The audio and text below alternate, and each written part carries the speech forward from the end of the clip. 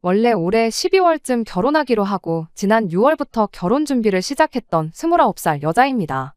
여기에 이렇게 저희 이야기를 하고 있는 걸 보면 결혼이고 뭐고 다 엎어버리고 하소연하러 찾아왔다는 걸 벌써 눈치채신 분들도 계실 것 같네요.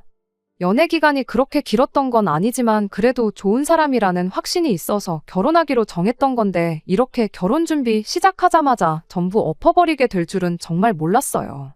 아무리 파리 안으로 굽는 법이라지만 결혼하면 저도 가족이 되는 건데 한 가족이 될 사람으로서 동등한 대우를 받아야 하는 게 당연한 거 아니겠나요? 이름 앞에 시자가 붙는다고 해서 그게 뭐 대단한 벼슬자리가 되는 건 아니잖아요. 제가 뭐 조선시대 마냥 어디 대감님 집에 팔려가듯 시집 가는 것도 아닌데 뭐가 그리 대단한 사람들이라고 결혼 준비 시작하자마자 저한테 갑질을 해대는 건지. 이런 집구석과 한솥밥 먹겠다고 기분 맞춰주고 그러는 것보다 결혼이고 나발이고 길게 두고 볼 것도 없이 엎어버리는 게 맞는 게 아닌가 싶어서 단칼에 이 결혼 안 한다고 선언해주고 돌아왔습니다. 아무리 그래도 어른들까지 다 있는 자리에서 제 행동이 너무했다고 하는데 저는 그 사람들이 당해도 싸다고 생각하거든요. 여러분들께서 제 이야기 한번 들어봐 주시고 정말 제 행동이 너무했는지 객관적으로 한번 판단해 주세요. 저한테 친구가 한 명 있어요. 그 친구는 저랑 어려서부터 친하게 지내던 친구가 아니고 대학교를 졸업하고 막 취직 준비를 시작했을 때 알게 된 친구였어요. 당시만 해도 취직 준비에 필요한 정보 공유를 한다고 이래저래 연락을 자주 주고받던 친구였는데 서로 취직하고 나서 사는 게 바쁘다 보니 한동안 소원해져서 몇 년 동안 소식도 모르고 지내게 되었지요. 그런 친구한테서 몇 년 만에 연락이 왔어요. 서로 너무 반갑다고 톡으로 안부도 묻고 근황 이야기도 나누고 하면서 몇 시간을 떠들었습니다. 그런데 보통은 한참 이렇게 소식도 모르고 지내던 친구가 갑자기 연락을 해오면 안부가 궁금한 것보다는 다른 용건이 있어서 하는 경우가 많잖아요. 그 친구도 제 안부를 묻고 싶다기보단 다른 이유가 있겠거니 생각했어요. 아니나 다를까 저한테 남자를 한 명 소개시켜주고 싶다는 이야기를 꺼내왔어요. 그때쯤 제가 마침 한참 사귀고 있던 사람과 되게 안 좋게 헤어지게 되었는데 어디서 그 소식을 들었나 보더라고요. 아무튼 그때 친구한테 소개를 받게 된 게 제 남자친구였습니다. 남자친구는 저보다 5살 연상으로 제 친구하고는 대학교 때부터 알고 지낸 사이였던 사람이었어요. 아무튼 그렇게 친구의 주선으로 남자친구를 처음 만나게 되었고 그렇게 몇 번 더 만나다가 남자친구와 연애를 시작하게 되었습니다. 연애 6개월 차가 되었을 때 남자친구가 먼저 결혼에 대한 이야기를 꺼내왔어요. 연애만 하는 것도 좋지만 자기가 아무래도 나이가 있다 보니 결혼을 생각하지 않을 수가 없다면서 조금 더 진지하게 저랑 만나고 싶다고요. 말씀드렸던 것처럼 지금 남자친구를 만나기 전에 만나던 사람과 조금 마무리가 안 좋게 헤어졌었거든요. 그런데 이렇게 갑자기 나타난 남자친구가 똥차가 가고 찾아온 벤츠가 아닌가 하는 착각까지 하게 되었죠. 남자친구를 만나기 전에 만나던 사람과 워낙에 안 좋게 헤어졌다 보니 남자친구가 더 좋은 사람처럼 보였나 싶었던 것 같아요. 객관적으로도 학벌이나 직장, 뭐 하나 전에 만나던 사람보다 빠지는 게 없는 사람이기도 했어요. 아무튼 저도 늦은 나이는 아니지만 곧 30을 앞두고 있던 나이다 보니 남자친구가 꺼낸 결혼 이야기를 긍정적으로 받아들이게 되었습니다. 그 뒤로 반년 정도를 더 만나다가 지난 6월에 남자친구의 청혼을 받게 되었고 그렇게 저희는 올해가 가기 전에 결혼식을 올릴 계획을 세우고 본격적으로 결혼 준비를 시작하게 되었습니다. 남자친구와 저 사이에 친구가 있다 보니 결혼 이야기 오가는 동안에 서로가 말은 안 했지만 대충 조건이 어느 정도인지에 대해서는 어렴풋이 알고는 있었어요. 그러다 남자친구의 청혼을 받고 나서는 쉬쉬할 일도 아니겠구나 싶어서 서로의 경제 상황에 대해서 오픈을 하게 되었습니다. 일단 저는 현재 외국계 기업에서 일을 하고 있어요. 올해로 입사 4년차 대리고 세금 같은 거 전부 제외하고 월급을 280 정도 받고 있습니다. 또래들과 비교하면 뭐 엄청 모자란다 싶을 만큼 적게 버는 것도 아니고 평범한 편이지요. 그래도 회사가 외국계다 보니 추가 근무를 한 것에 대해서는 칼같이 계산을 해주는 편이에요. 마음만 먹으면 잔업에 야근 이런 거 해서 월 300 정도는 맞춰서 벌 수 있지만 제가 워라밸을 중시하는 사람이다 보니 돈 얼마 더 버는 것보다 일찍 퇴근해서 이것저것 배우며 자기 개발하는데 더 시간을 쏟고 있습니다. 아무튼 직장생활 시작한 이래로 제가 저금으로만 2천만 원 정도를 가지고 있습니다. 연봉 받는 거 치고 저금이 적은 이유는 대부분의 재산을 주식으로 보유하고 있기 때문입니다. 작년과 재작년에 어떻게 운이 좋아서 주식으로 조금 재미를 봤어요. 주식 계좌에만 한 5천만 원 정도 들어있고요. 더 모으려면 더 모을 수 있었지만 말씀드린 대로 제가 이것저것 배우러 다니는 걸 좋아해서 생활비 외에도 추가적으로 들어가는 부분이 있다 보니 그렇게 7천 가지고 있는 게 전부입니다. 남자친구는 저보다 연봉이 훨씬 높아요. 저랑 5살이나 차이가 나는 만큼 사회생활 경력도 더 길지만 그런 거 다 감안해서 제가 같은 경력이라 할지라도 남자친구가 버는 만큼 벌지는 못합니다. 월급은 이것저것 다 떼고 380 정도 들어오고 명절이나 연말에 나오는 수당 같은 것까지 계산하면 월급이 400을 넘는다고 봐도 무방합니다. 그런데 모아놓은 돈이 4천만 원이 전부였어요. 대신 할부가 다 끝난 차가 한 대 있었습니다. 저는 별말 안 했는데 자기가 차를 처음 샀을 때 출고가가 4천 정도였다고 그럼 저보다 1,000만 원은 더 모아놓은 거라고 봐도 무방하지 않냐고 하는 걸 보니 자기가 돈을 썩 잘 모으지 못했다는 걸 알고는 있는 눈치였어요. 그래도 제가 돈을 그것밖에 못 모았냐고 따진 것도 아니고 아무 말도 안 했는데 저러는 걸 보니까 좀 어이가 없었습니다. 그래서 차를 샀을 때 가격이 아니라 지금 당장 처분했을 때 얼마나 쳐주는지를 봐야지 맞는 거 아니냐고 한마디 따졌죠. 그랬더니 남자친구가 난데없이 제 주식을 가지고 걸고 넘어져 왔습니다. 주식도 팔아야 돈인 거 모르냐고 지금 주식 계좌에 있는 5천만 원이 내일도 똑같이 5천만 원이라고 생각하지 말라고 하는 거예요. 주식이라는 게 원래 예상할 수 없는 것이다 보니 남자친구 하는 말이 틀린 말은 아니었지만 그 상황에서 그런 말을 한다는 건 억지나 마찬가지였습니다. 그 말이 나온 순간 당장 제 주식을 처분해버리면 되는 상황이었으니까요. 남자친구야말로 자동차를 당장 업자한테 넘긴다고 하면 출고가 4천은커녕 절반값이나 받을 수 있을까 말까였으니 말이에요. 그렇게 따지고 들면 그만인 이야기였지만 사실 애초에 처음부터 저는 저희가 결혼을 앞두고 서로 경제 상황을 알기 위해 말을 꺼낸 거지 돈이 얼마나 인내업내를 가지고 싸울 생각이 없었습니다.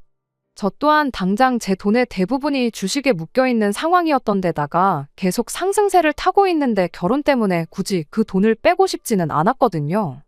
적어도 신혼집 구하기 하루 전까지는 손에 쥐고 있고 싶었고 가능만 하다면 향후 몇 년은 그냥 들고 있고 싶었던 게 제 마음이었어요.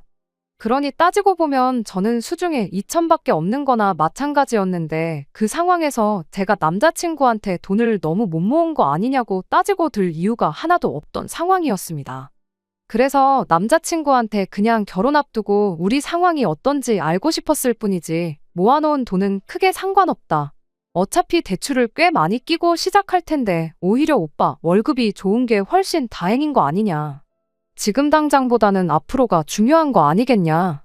이렇게 말해주면서 오해는 풀었고 다툼까지 가지는 않았네요. 그제서야 남자친구도 조금 평정심을 되찾더니 모아놓은 돈이 별 볼 일 없던 이유에 대해서 나름 해명 아닌 해명을 해줬어요. 자기가 취직한 이래로 부모님한테 직접적으로 돈을 드렸던 적은 한 번도 없지만 여태껏 자기가 공부할 수 있는 여건도 마련해 주시고 지금 이렇게 자리 잡을 때까지 부모님이 자기한테 해주신 게 있지 않냐고. 이날이 때껏 자기한테 베풀어 주신 만큼 전부 돌려드릴 수는 없겠지만 최대한 자기가 힘닿는 데까지는 잘해드리고 싶어서 그랬던 거라면서요. 차를 일찍 뽑은 것도 평생 일하는 것밖에 모르고 사셨던 두 분이시다 보니 쉬는 날에 어디 놀러 갈 줄도 모르셔가지고 이젠 그렇게 고생만 하실 필요 없다고 자기가 주말이면 여기 모시고 다니고 저기 모시고 다니고 하려고 뽑았던 거랍니다. 제 질문에 예민하게 굴었던 이유는 혹시나 자기가 모아놓은 돈이 별로 없다는 이유로 청혼을 받자마자 결혼을 안 한다고 나올까봐 그랬던 거라며 자기가 성급했다고 사과를 바로 해왔어요. 1년 짧은 기간이나마 연애하는 동안 한 번도 다툰 적이 없었는데 결혼하기로 하자마자 크게 다투진 않을까 싶었는데 자기가 잘못했다는 거 바로 인정하고 사과를 하는 모습에 안심이 되더라고요. 쓸데없이 자기 자존심 지키겠다고 계속 화내는 것보다 인정할 거 인정하는 모습이 100배 1000배 낫다고 생각했거든요. 그리고 동시에 가족들한테 잘하는 가정적인 면도 좋게 보였어요. 맹목적으로 이제 돈을 버니까 부모님한테 효도하겠다고 돈 받는 대로 퍼주고 그러는 게 아니라 그동안 자식들 미래를 책임지느라 고생하신 부모님과 여지껏 쌓지 못한 추억을 만들기 위해 돈을 썼던 것이니까요. 자기만 알고 이기적인 그런 사람보다야 그런 마음을 쓸 줄 아는 모습이 좋아 보였어요. 저도 결혼하면 한 가족이 되는 거잖아요. 아무리 100세 시대라지만 인생이 결코 긴 게 아닌데 돈 없이는 사랑도 행복도 찾을 수 없다지만 아무 추억도 만들지 않고 돈만 쥐고 있는 게 능사는 아니라고 생각하기도 하고요. 그 와중에도 자기 미래를 대비하겠다고 저금을 했던 것도 아무리 액수가 4천밖에 되지 않을지라도 아무 생각 없이 덮어놓고 돈만 펑펑 쓰는 생각 없는 사람처럼 보이지도 않았고 말이죠. 말씀드렸다시피 어차피 월급 또한 저보다 남자친구가 월등히 좋았고 저나 남자친구나 뭐 배우러 안 다니고 여행 같은 거 안 다니고 월급을 받는 족족 모았다고 한들 대출 없이 서울에 집을 구하는 게 어디 가능키나 한 일이겠나요? 물론 빚이라는 게 적으면 적을수록 좋은 거라지만 한편으로는 돈 빌리는 것도 능력이라고 하잖아요. 대출을 조금 더 받더라도 맞벌이 생활 유지하면서 하나씩 차근차근 맞춰나가는 게 맞다 싶었습니다. 다행히 남자친구가 벌써 차도 가지고 있었고 하니 집 문제만 빼놓고 생각해보면 당장 크게 돈 나갈 곳이 없다고 봐도 무방했지요. 아무튼 그렇게 이야기를 마치고 집에 돌아가는 길이었는데 남자친구가 헤어지면서 자기가 전생에 나라를 구했나 보다고 저 같은 사람과 결혼하게 된 게 자기한테 정말 큰 행운이라며 고맙다는 말을 해주더라고요. 그러고는 제 두 손을 꼭 잡더니 우리 결혼해서 꼭 남부럽지 않게 행복하게 잘 살자는 말을 해줬어요. 그때까지만 해도 남자친구가 해줬던 말처럼 결혼해서 행복하게 잘 살 거라 생각했지 이렇게 최악의 모습으로 갈라서게 될 줄은 생각도 못했습니다. 아무튼 그날 이후 저도 저희 부모님께 결혼할 사람이 생겼다는 사실을 전했어요. 어머니께서 이것저것 물어보셨는데 역시나 월급이 그 정도 되는데 모아놓은 돈이 4천이 전부냐 그건 씀씀이가 너무 큰 거 아니냐며 조금 안 좋은 반응을 보이셨습니다. 그래도 할부 끝난 차도 가지고 있고 돈이야 지금 얼마 더 있는 것보다 앞으로 어떻게 모으는지가 더 중요한 거 아니냐. 나도 주식으로 이득 본 거 아니면 5천 정도밖에 못 모았을 텐데 그렇게 생각하면 오히려 잘 모은 거 아니냐 남자친구 편을 들어줬지요. 어머니께서도 하긴 그렇긴 그렇다고 하시며 제 말에 동의를 해주셨고 당장 돈 얼마 있는 것보다 사람 됨됨이가 더 중요한 거 아니겠냐며 어떤 사람인지 좀 보게 하루라도 빨리 집에 인사시키러 데리고 오라 하시더라고요. 막상 남자친구를 집에 인사시켰더니 처음 보여주셨던 안 좋은 반응과는 다르게 저희 부모님 두 분 다 남자친구를 엄청 마음에 들어 하셨어요. 성격도 싹싹하니 좋고 직장도 인물도 뭐 하나 빠지는 데가 없다고요.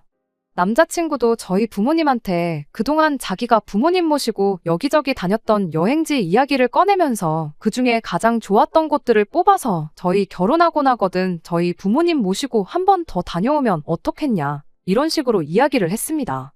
그때까지만 해도 제가 정말 사람 하나 제대로 봤구나 싶었어요.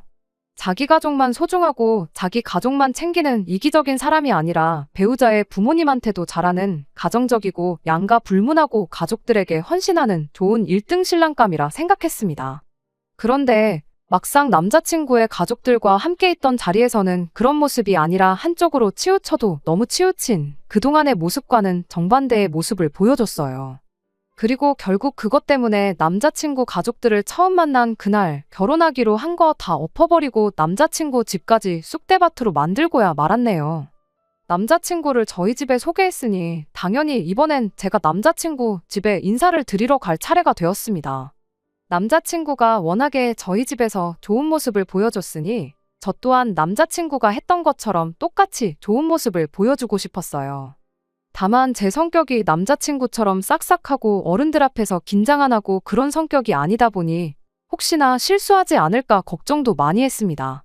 다행히 남자친구 부모님이 그렇게 깐깐해 보이는 사람들은 아니었어요. 저희가 근처까지 다 와간다고 연락했더니 아파트 현관까지 나오셔서 저희를 마중 나와 주셨어요.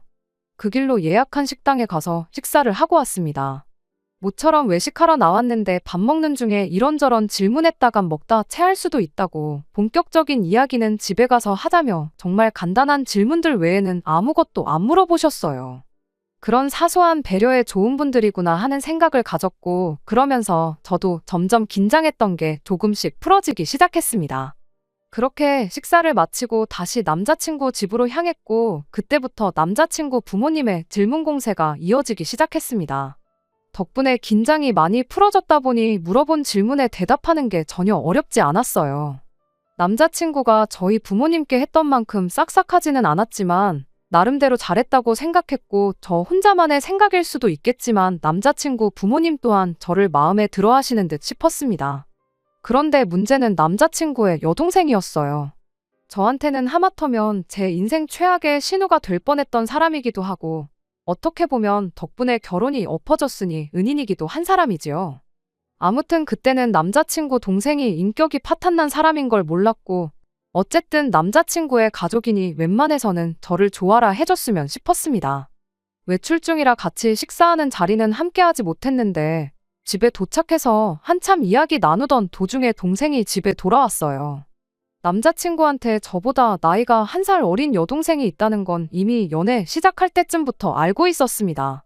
여동생이 있다는 이야기 정도만 들었지 직접 만나보거나 여동생에 대해서 자세한 이야기를 들어본 적은 없었지만 그래도 저랑 1살 차이밖에 나지 않는 만큼 친자매까지는 아니어도 친구처럼 가깝게 지낼 수도 있겠구나 생각했었어요. 하지만 그거야말로 저 혼자만의 생각이었습니다. 남자친구 여동생이 집에 들어오자마자 어머님께서 동생한테 여기 네 새언니 될 사람 와 있으니까 어서 와서 인사부터 하라고 한마디 하셨지요. 저보다 1살 어리다는 건 이미 알고 있었지만 어쨌든 초면이다 보니 동생이 저한테 인사를 하기 전에 먼저 제가 안녕하세요 하고 앞으로 잘 부탁드린다 인사를 건넸습니다. 그런데 여동생이란 사람은 시큰둥한 표정으로 제 인사를 받는 둥 마는 둥 하더니 다짜고짜 저를 위아래로 훑어보기 시작했어요. 그러더니 벼랑간 제 인사를 받기는커녕 너가 걔구나? 한마디 던지고는 남자친구 부모님 옆자리에 가서 털썩 자리를 깔고 앉더라고요. 난데없이 반말을 내뱉는 남자친구 동생 때문에 순간 그 자리 분위기가 그대로 얼어붙어 버렸어요. 그런데 그 와중에 남자친구 여동생한테 말버릇이 그게 뭐냐 하고 지적해주는 사람이 한 명도 없었습니다. 남자친구가 설마 동생이나 부모님께 제 나이를 말을 안 해줬나 싶기도 했는데 말을 안 해준 건 둘째치더라도 남자친구 본인이 이미 제가 1살 더 많은 걸 알고 있는데 그 상황에 동생한테 말 한마디 안 하고 가만히 있는 건지 싶었습니다. 애초에 초면인 사람한테 반말부터 내뱉는 게 정상은 아닌 상황이잖아요. 몰랐을 수도 있지, 착각했을 수도 있지 하고 그냥 넘길 상황도 아니었어요. 이후로도 당연한 듯이 저한테 계속 반말로 말을 해대기 시작했거든요. 그 와중에 남자친구가 한마디 하기는 했는데 그게 예의 없는 말투에 대한 지적이 아니었습니다. 남자친구 동생이 먼저 저한테 말을 꺼냈어요. 설마 예비시댁에 인사하러 왔는데 빈손으로 온 건 아니겠지? 하고 물어왔죠. 그때 남자친구가 처음으로 입을 열었는데 그게 말투에 대한 지적이 아니라 설마 빈손으로 왔겠냐는 대답을 하고는 제가 사가지고 온 과일 바구니를 턱으로 쭉 하고 가리키더라고요. 남자친구 여동생이 그 과일 바구니를 보더니 안 그래도 자기가 친구랑 나가서 밥 먹고 오는 길인데 기름진 거 먹어서 상큼한 게 땡겼는데 잘 됐다며 저한테 나 과일 좀 먹어도 되지? 하고 한마디 말을 꺼내더군요. 당장 세상에 이건 또 무슨 상황이냐고 따져묻고 싶었지만 그래도 누군가는 이 사람한테 예의 없게 이게 뭐 하는 짓이냐고 먼저 말해주지 않을까 싶어서 가만히 있었습니다. 뭐 당연한 이야기겠지만 누구 하나 나서서 그걸 지적해주는 사람이 없었어요. 저보다 1살 아래면 오빠인 남자친구와 한참 나이차가 나는 건데 집에서 막내로 커서 버르장머리가 없는 건가? 아니면 반대로 막내라서 남자친구고 남자친구 부모님이고 그냥 뭔 짓을 하던 간에 오냐오냐 해주는 건가 싶었어요. 하지만 진짜 어이없는 건 남자친구 여동생 입에서 나온 말도 안 되는 질문이었습니다. 아니, 질문이라고 하기도 뭐하고 오히려 통보에 가까웠지요. 제 의사는 물어보지도 않고 남자친구한테 곧바로 물어보더라고요. 오빠 결혼하면 맞벌이 하는 거냐고 묻더니 그럼 돈을 2배로 벌겠다며 이참에 자기 매달 주던 용돈도 2배로 올려서 100만 원씩 달라는 소리를 했으니까요. 분명 남자친구가 저한테 가족들한테 돈을 퍼주느라 못 모은 게 아니고 가족들과 추억을 만드는 데 썼다는 말을 했는데 그 말과는 전혀 다른 이야기가 나오니 적잖이 당황스러웠죠. 그런데 더더욱이 어이가 없었던 건 이어진 남자친구의 반응이었습니다. 2배나 올리기는 뭐하고 조금 더 주긴 하겠다는 예상도 못한 대답을 해왔거든요. 그래서 곧장 남자친구한테 그게 무슨 소리냐고 물어봤어요. 그랬더니 남자친구 대신해서 동생이 대답을 해주더라고요. 오빠가 동생한테 용돈 주는 게 뭐 이상하냐고요. 그래서 제가 대답했어요. 오빠가 동생한테 용돈 정도 당연히 줄 수 있는 건데 매달 50만 원씩 주는 건 이상한 거 맞다고요.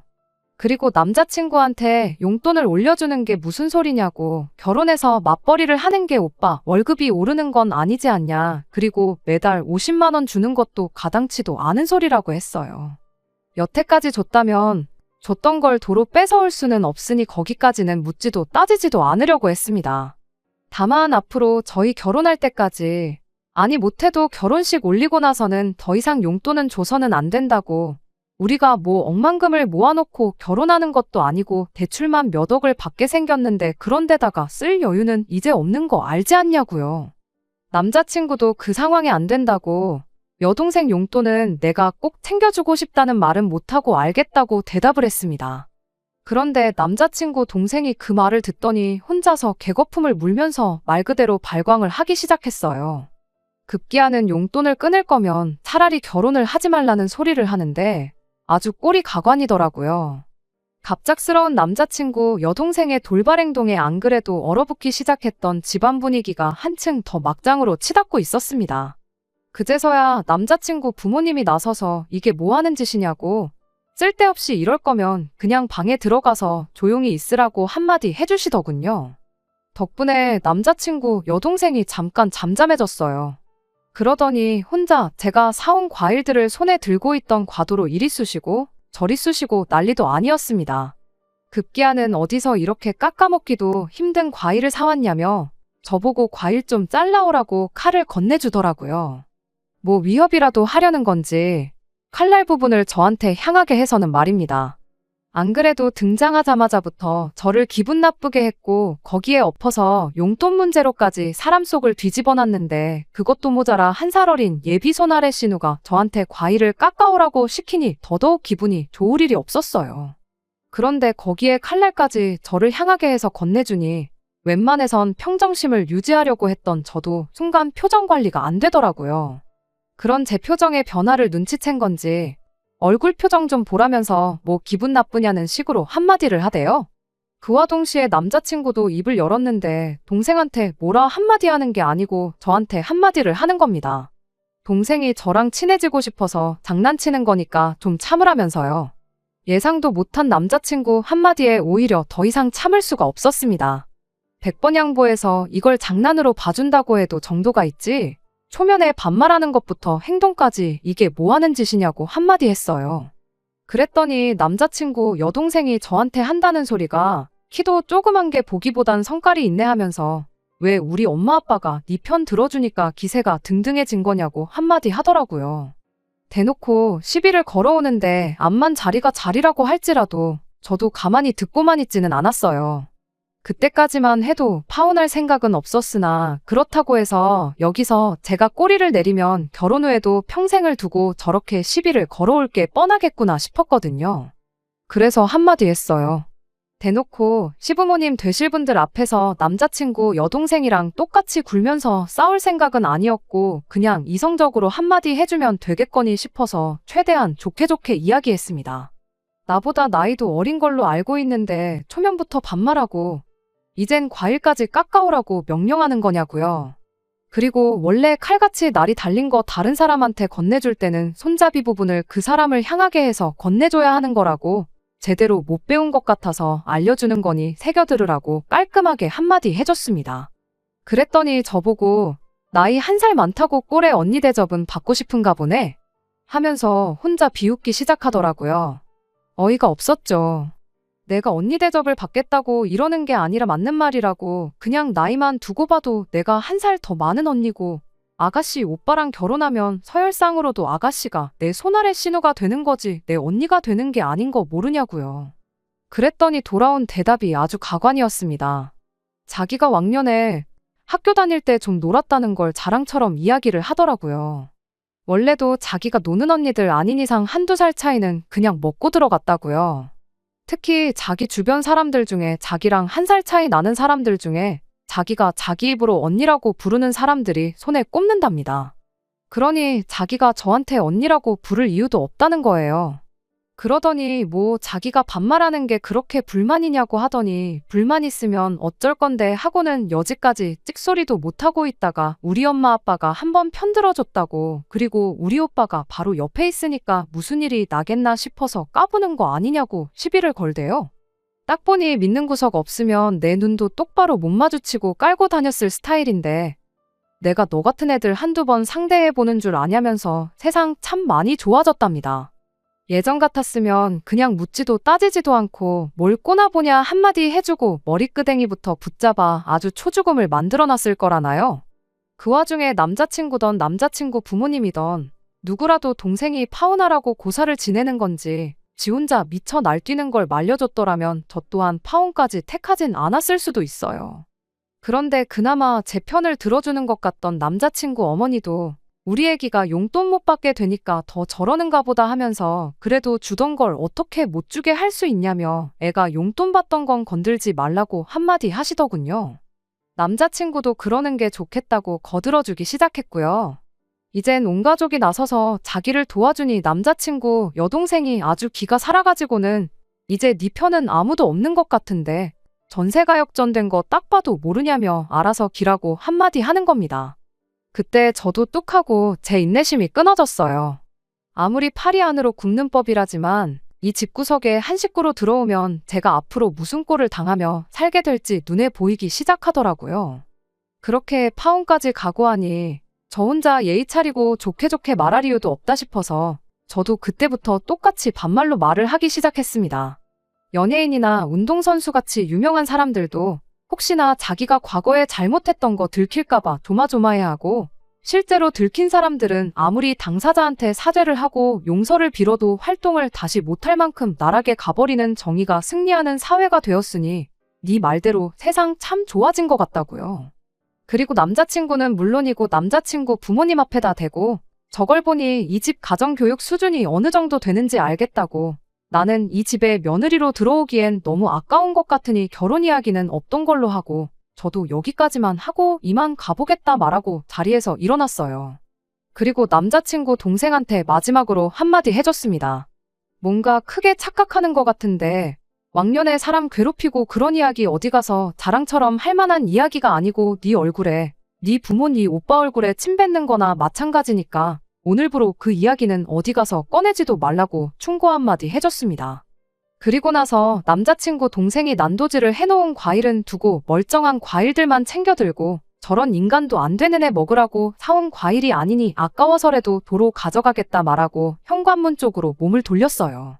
그런데 뒤에서 남자친구 동생이 저를 향해 냅다 뛰어오더라고요. 머리끄댕이라도 잡으려는 건지 팔을 뻗길래 그대로 그 팔을 잡아서 업어치기로 바닥에 내동댕이를 쳐버렸어요.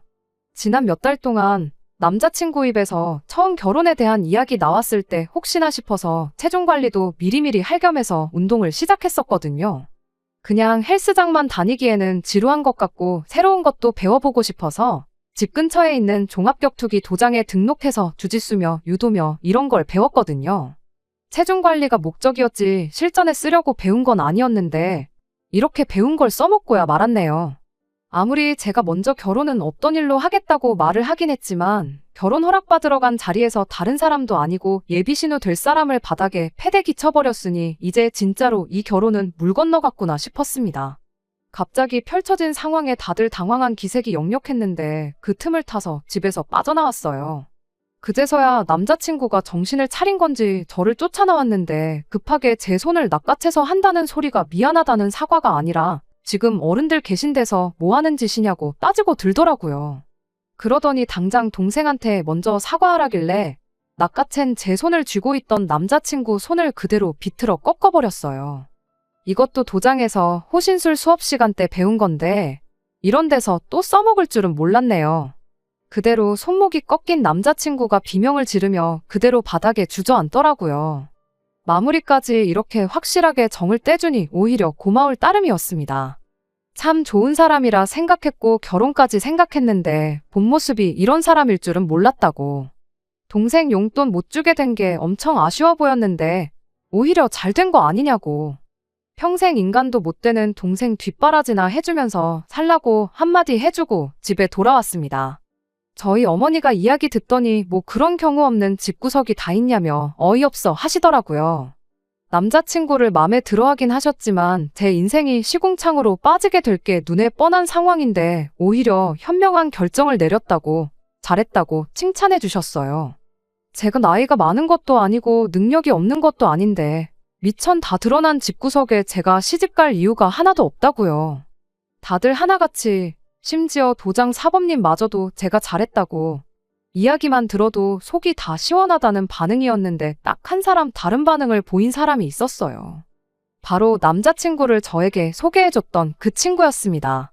그래도 다른 사람도 아니고 남자친구 부모님이 계신 자리인데 그렇게 쑥대밭으로 만들어 놓았어야 했냐며 제가 잘못했다고 하더라고요.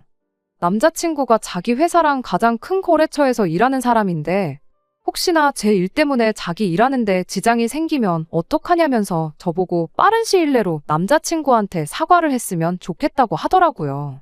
아마 저를 소개시켜줬던 것도 남자친구한테 잘 보이려고 해줬던 거겠구나 싶었고 그걸 알게 되니 이 친구하고도 계속 가깝게 지낼 이유가 없겠구나 싶었습니다. 남자친구나 이 친구 말 맞다나 예비시 부모님 될 사람 앞에서 그 집 딸을 바닥에 패대기 치고 예비 신랑 손목을 꺾어서 무릎까지 꿇게 만든 게 정말 제가 잘못한 일인가요? 저는 아직도 제가 잘못한 거 하나도 없다고 생각합니다. 그 인간들은 당해도 싼 인간들이고 그 정도로 해도 평생 정신 못 차리고 살 거라는 걸 알고 있거든요. 어차피 취직한 이래로 연락도 거의 없이 생사 정도만 알고 지낸 친구였다 보니 손절하는데 그렇게 아쉬움이 남거나 어려운 건 하나도 없었어요. 덕분에 제 인생에 평생 필요 없을 인맥도 하나 정리했네요. 아무튼 이렇게 결혼식 날짜까지 대충 잡아두었던 남자친구하고는 평생 두 번 다시 볼 일이 없게 되었습니다. 다른 사람들 말만큼 제 29 나이가 새로운 만남을 시작하기에 너무 늦은 나이라고는 생각하지 않아요. 물론 이렇게 대일 만큼 대인 상황에 당장이라도 누구를 만나야겠다는 건 아니지만 다음에 만나는 사람은 제발 정신머리 똑바로 박히고 정신머리 똑바로 박힌 가족들을 가지고 있는 평범한 사람이면 좋겠습니다. 끝까지 들어주셔서 감사합니다. 오늘의 사연은 여기까지입니다. 구독과 좋아요, 알람 설정 부탁드리고 더 좋은 사연으로 다시 찾아뵙겠습니다. 감사합니다.